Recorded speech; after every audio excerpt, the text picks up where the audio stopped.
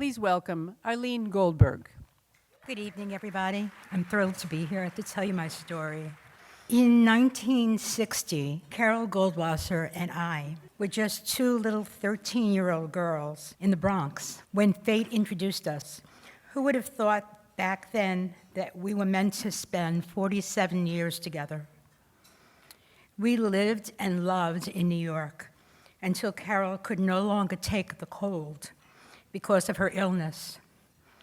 We didn't know it at the time, but Carol had a rare autoimmune disease called scleroderma. So we moved south to Fort Myers, Florida, where we lived for the remainder of our days together.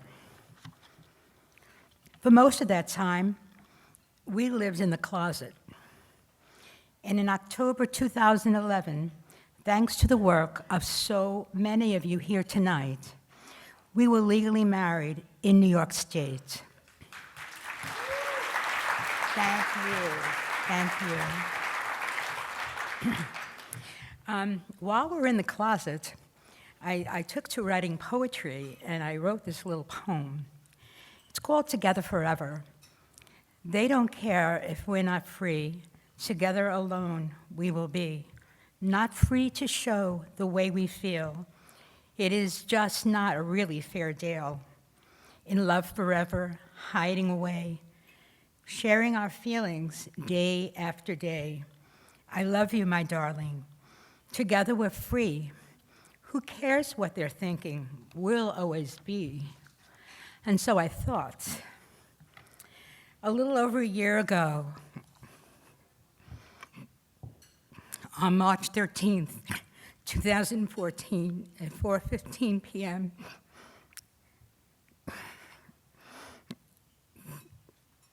Carol chose to leave this world to finally get a well-deserved rest and be rid of the pain that had haunted her consistently for a very long time.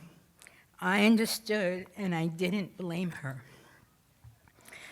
Losing someone you've loved for more than 40 years, you can never prepare for that. And instead of being able to mourn, I faced countless challenges navigating Carol's death. I wasn't allowed to make decisions for her. Her father had to sign for her cremation. If he hadn't been available, they would have searched for another next of kin, and it wouldn't have been me, according to Florida law. Instead of being considered Carol's wife or next of kin, I was listed as her informant. Her death certificate listed her as single, despite more than 4 decades together. So it felt like fate when I learned the ACLU of Florida had filed a lawsuit on the same exact day that Carol passed. The lawsuit was on behalf of 8 same-sex couples and SAVE.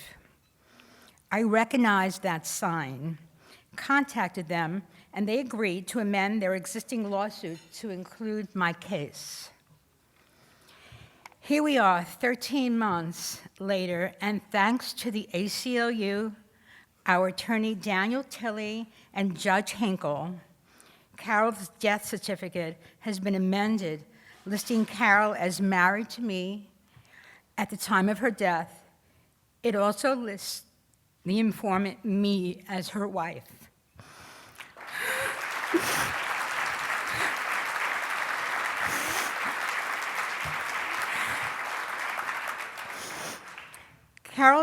Florida didn't treat us as married in life, but at least the state saw us as married in death. Wow, that was really big. And the first time a same-sex couple married outside of Florida was recognized on a Florida legal document. The journey has been bittersweet for me, but I also believe our battle must continue. We still have so much more to do until equal rights are totally realized for our community.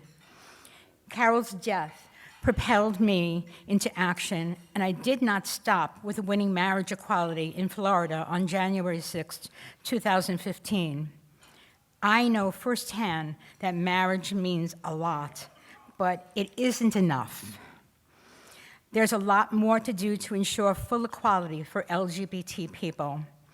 I'm continuing to fight on all fronts to ensure the LGBT community is equal under the law. Transgender issues, bullying at the schools, employment equality, our work isn't done until we are all equal. Southwest Florida is a very conservative area, and ours is a community that has long lived in the shadows until now. We have stepped out of our closet and will continue to march towards full equality. It is truly inspiring to be in this room, surrounded by so many people who have been committed to full equality for LGBT Americans. Earlier this week, I attended a reception in Washington, D.C. with nearly 80 other marriage plaintiffs, some of who, like me, have lost their loved ones. The event was the evening before the Supreme Court oral arguments, and I feel so proud to be a part of a group of people whose stories have shown America that it's time for the freedom to marry.